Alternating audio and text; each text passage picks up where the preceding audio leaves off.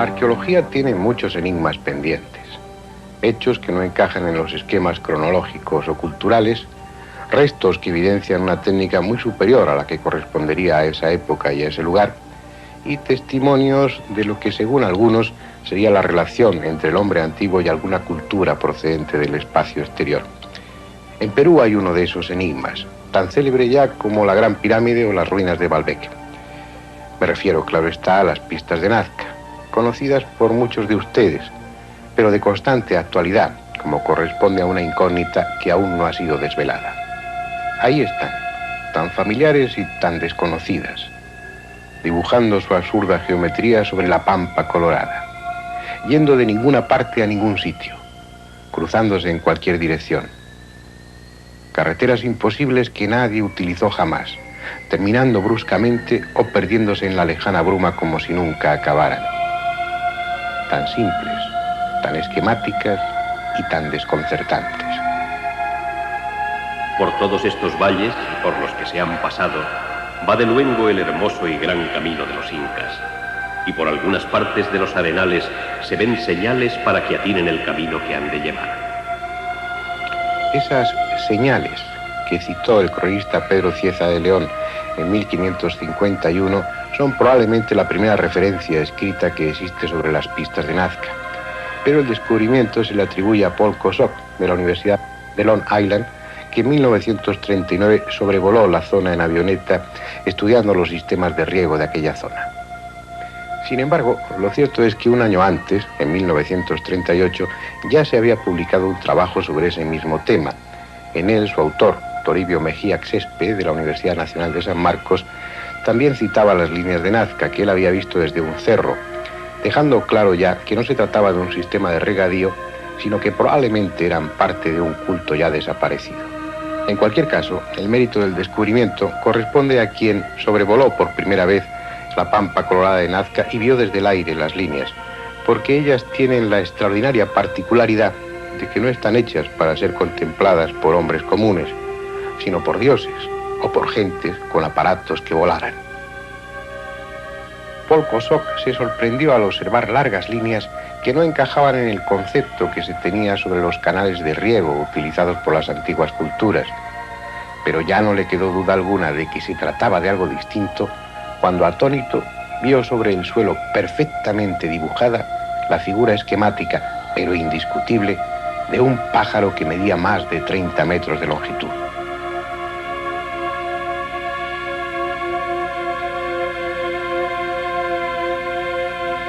Las líneas y dibujos de Nazca acababan de salir del olvido.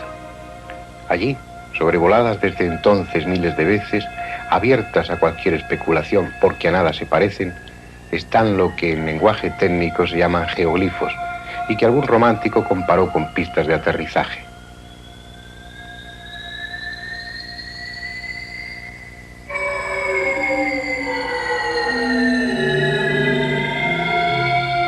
La Pampa Colorada es una faja de terreno de unos 50 kilómetros de longitud, 400 al sur de Lima. En parte es una extensa llanura, pero la erosión ha formado quebradas y valles, dejando aisladas pequeñas mesetas. Toda ella está cubierta de líneas y dibujos. Alguien trazó una inmensa red de líneas rectas que se cruzan entre sí, que a veces divergen desde puntos concretos y que en su mayoría parecen dibujadas sin razón aparente alguna. Entre ellas se incluyen espirales, líneas en zigzag, rectángulos, trapecios, triángulos y figuras de animales, mamíferos, arácnidos, peces, reptiles, aves y hasta hombres de curioso aspecto.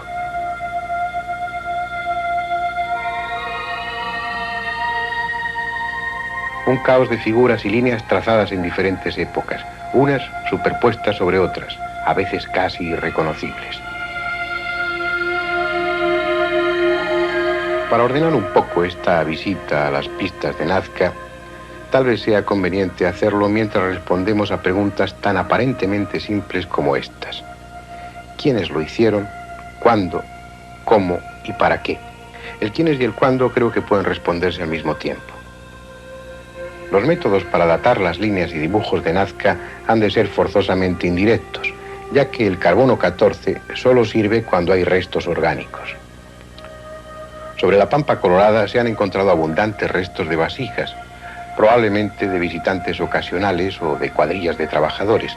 Esos restos de cerámica eran en un 85% de la cultura nazca, entre el 200 y el 600 de nuestra era. Además, se halló un trozo de estaca de madera que en su momento estuvo clavada al final de una de las líneas. El método del carbono 14 aplicado sobre ella permitió saber que el árbol del que procedía la estaca fue cortado en el año 525, con un margen de error de más o menos 80 años.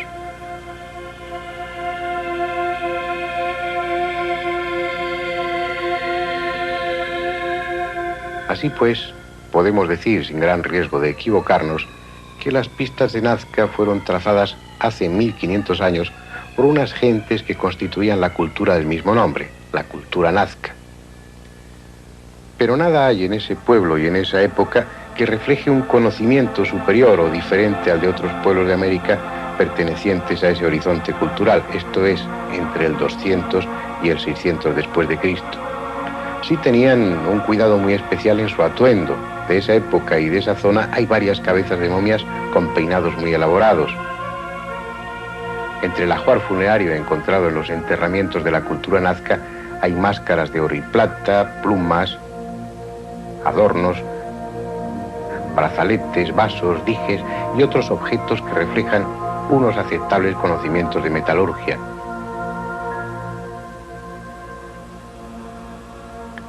Sus momias en poco se diferencian de las de otras culturas vecinas, como Paracas o Ica, el mismo tratamiento elemental, favorecido por la porosidad del suelo y la extrema sequedad del ambiente.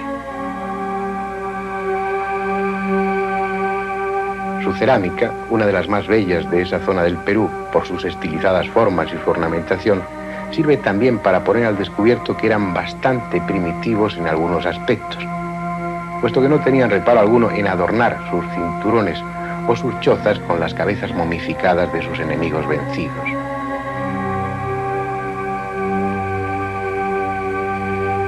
Es un tema que se repite con frecuencia en la cerámica y en tejidos. Son las célebres cabezas trofeo, abundantes en las vitrinas de los museos, y una cabal representación de una forma de lucha primitiva y cruel en la que ni siquiera puede descartarse que en algunos momentos se diesen casos de antropofagia ceremonial.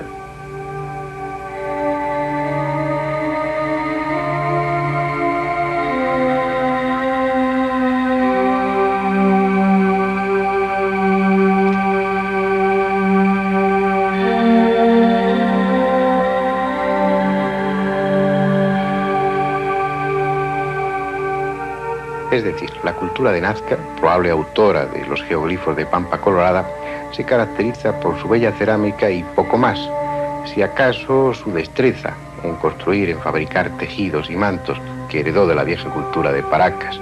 Pero no hay nada especial, nada que justifique esa afición insólita a trazar líneas y dibujos colosales sobre el suelo para que solo los pájaros disfruten de su contemplación. Bien, sabemos, con poco riesgo de equivocarnos, quiénes lo hicieron y cuándo. Veamos ahora el cómo. La costa meridional de Perú tiene una alineación de cerros y pequeños montes que corren de norte a sur. Más hacia el este se hallan las estribaciones de los Andes. Entre ambas zonas elevadas queda una larga cuenca que durante milenios ha recibido los productos de erosión arrastrados desde los dos lados.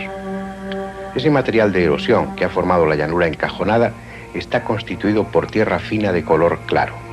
Posteriormente, violentos aluviones cubrieron ese terreno con otro material distinto, piedras de diferente tamaño, desde guijarros a cantos rodados, que se caracterizan por su color pardo rojizo, consecuente a su alto contenido en óxido de hierro.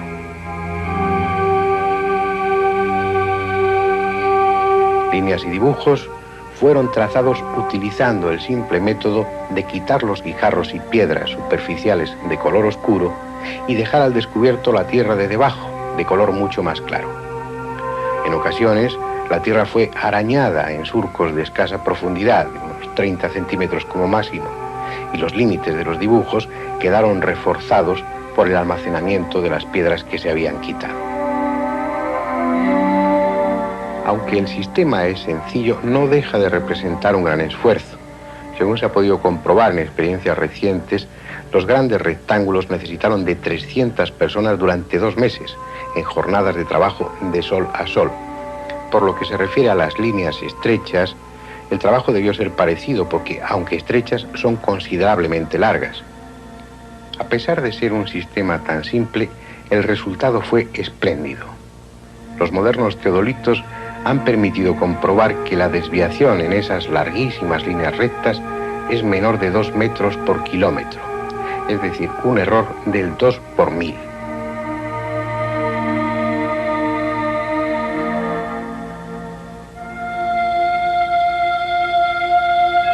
Aún así, la realización de las figuras de animales debió ser mucho más compleja, sobre todo si se tiene en cuenta que la longitud de ellas va de los 50 a los 150 metros y están ejecutadas con tal perfección, con tal estilización, utilizando líneas de un solo trazo, que cuesta entender cómo lo hicieron.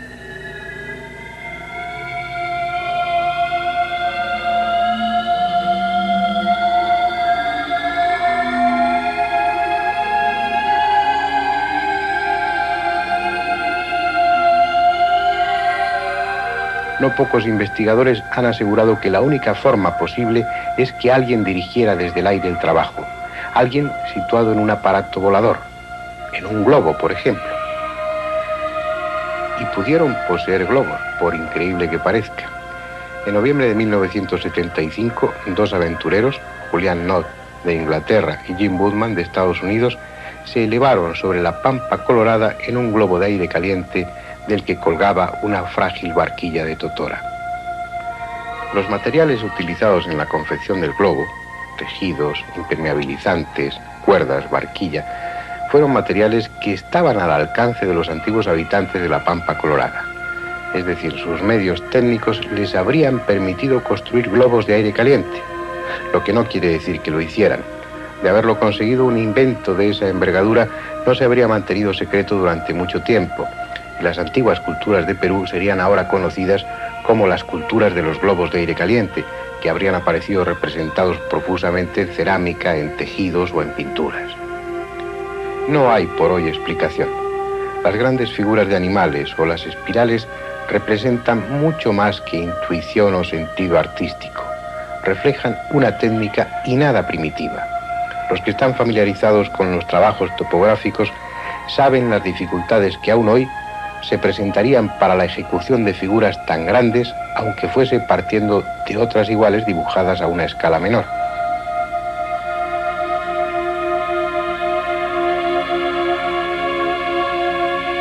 Bien, respecto a quienes lo hicieron y cuándo, podemos responder con relativa seguridad, pero el cómo ya plantea más problemas.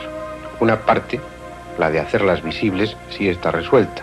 Ya recuerdan, quitar los guijarros superficiales de color oscuro y dejar al descubierto la parte inferior, que es de color más claro. Pero en lo que se refiere a la ejecución y a la planificación de las figuras complejas, ya no hay respuesta. Vamos a intentarlo pues con la última pregunta, tal vez la más inquietante. ¿Para qué lo hicieron?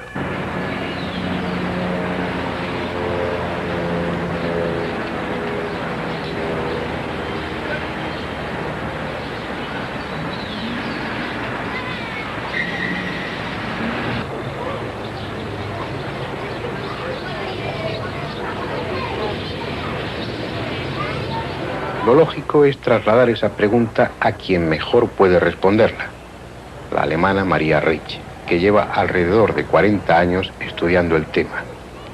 40 años en los que ha hecho de todo, desde barrer las pistas con un gran escobón hasta conseguir que el gobierno peruano protegiese ese valiosísimo testimonio del pasado. 40 años midiendo, dibujando y recorriendo cada centímetro cuadrado de la Pampa Colorada. María, ¿cuántos años investigando la Pampa de Nazca? En 47 comencé. Y hace algunos años tenía que dejar porque mi vista se perdió.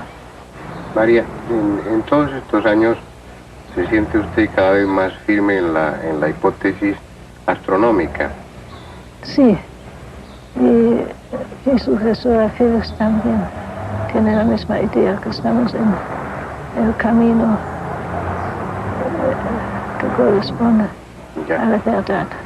Eso quiere decir que las líneas señalarían el orto o el ocaso del Sol, de la Luna o de algunos otros cuerpos celestes, sí. ¿No? Sabemos que los incas, por ejemplo, tenían mucho conocimiento de la órbita de la Tierra alrededor del Sol y de la Luna también.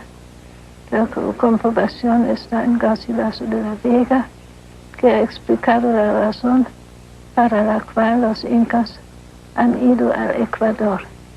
Ellos querían ver el sol en el cenit en el día del equinoccio, es decir, el día que el sol pasa del norte al sur o del sur al norte.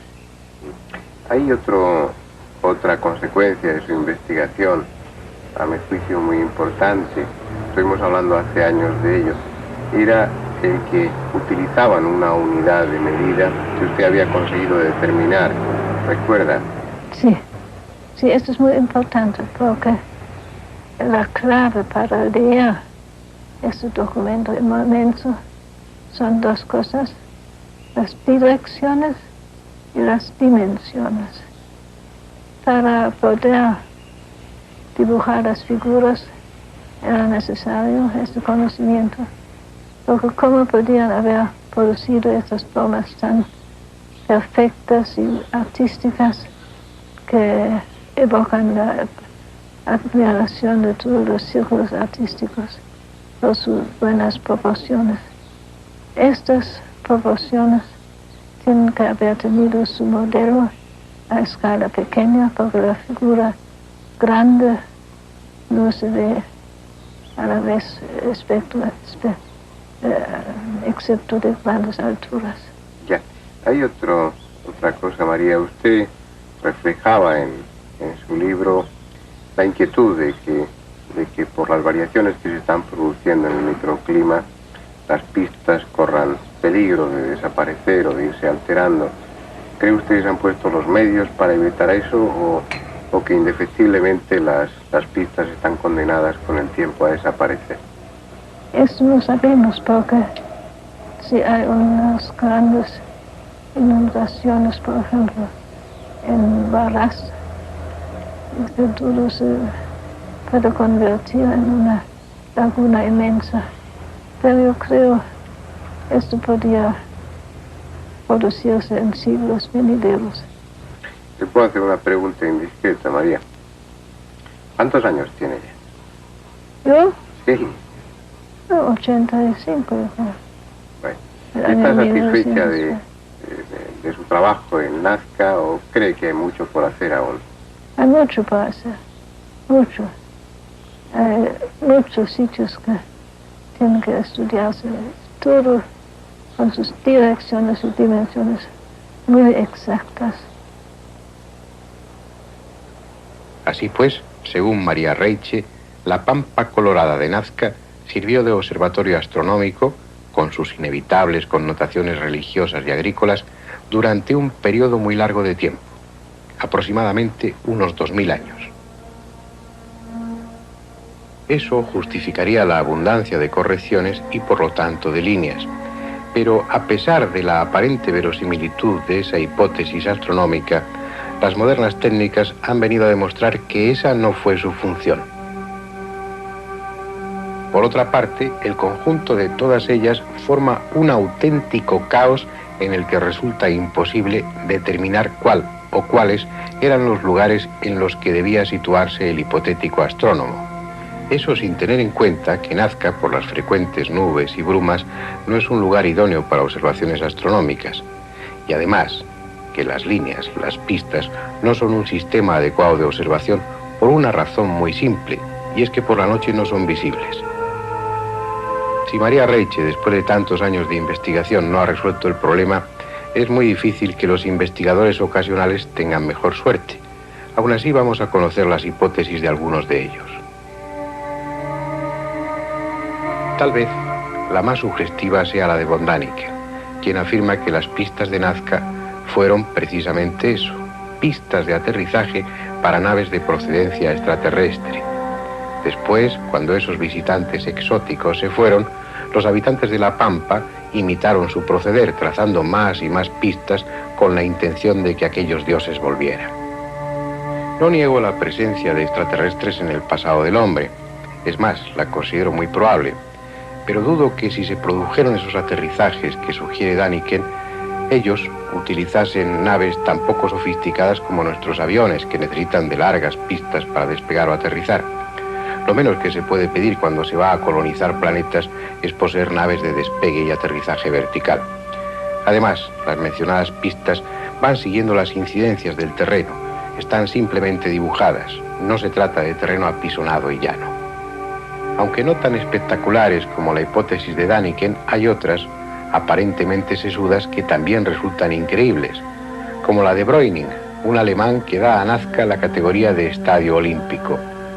Según él, esas pistas y líneas habrían servido para el entrenamiento y competencia de corredores, los que después serían los célebres chasquis, los correos peruanos del pasado. Entre otras cosas, Breuning no tiene en cuenta que ese entrenamiento a 500 metros de altura y sobre terreno llano no serviría de mucho a los chasquis, que tenían que recorrer los tortuosos caminos incas con frecuencia a 4000 metros de altura. Otros, como William Isbell, sostienen que lo de menos es la función de pistas y dibujos, ya que la única razón para ejecutarlos fue la de controlar la población en épocas de escaso trabajo agrícola, impidiendo con esa empresa gigantesca que los naturales se dedicasen a procrear y hubiese un crecimiento demográfico incontrolado. La última hipótesis es la de un egipcio afincado en Suiza, Henry Sterling, quien en un grueso y bien documentado libro sugiere que esas largas líneas de Nazca servían para tender en ellas los larguísimos hilos con los que se tejieron los mantos de Paracas. Quién sabe, a lo mejor hasta tiene razón. Monumento absurdo o parte de una especie de culto cuya razón ignoramos, lo cierto es que el misterio de los geoglifos de Nazca subsiste y todo parece indicar que aún permanecerá sin desvelar durante mucho tiempo. Bien, de todas las hipótesis expuestas, ustedes pueden elegir aquella que les parezca más verosímil, pero a mi juicio nadie ha dado respuesta a la última pregunta, así que la dejaré flotando en el aire. ¿Para qué lo hicieron?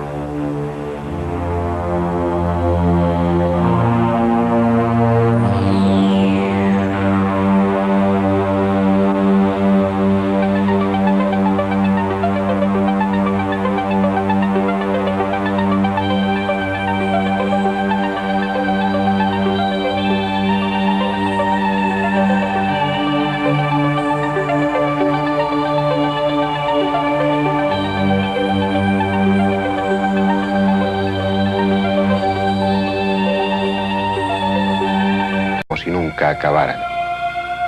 Tan simples, tan esquemáticas y tan desconcertantes. Por todos estos valles y por los que se han pasado, va de luengo el hermoso y gran camino de los incas. Y por algunas partes de los arenales se ven señales para que atinen el camino que han de llevar.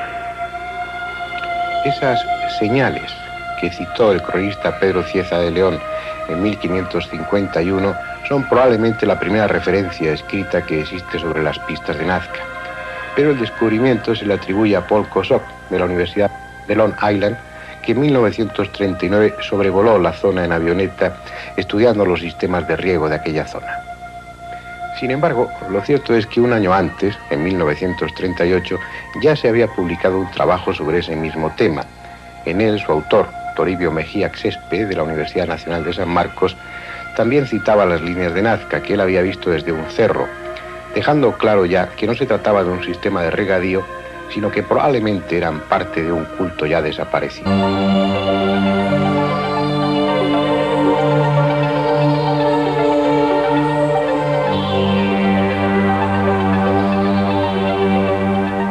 La arqueología tiene muchos enigmas pendientes, hechos que no encajan en los esquemas cronológicos o culturales, restos que evidencian una técnica muy superior a la que correspondería a esa época y a ese lugar, y testimonios de lo que según algunos sería la relación entre el hombre antiguo y alguna cultura procedente del espacio exterior. En Perú hay uno de esos enigmas, tan célebre ya como la Gran Pirámide o las ruinas de Baalbek. Me refiero, claro está, a las pistas de Nazca, conocidas por muchos de ustedes, pero de constante actualidad, como corresponde a una incógnita que aún no ha sido desvelada. Ahí están, tan familiares y tan desconocidas, dibujando su absurda geometría sobre la pampa colorada, yendo de ninguna parte a ningún sitio, cruzándose en cualquier dirección. Carreteras imposibles que nadie utilizó jamás, terminando bruscamente o perdiéndose en la lejana bruma como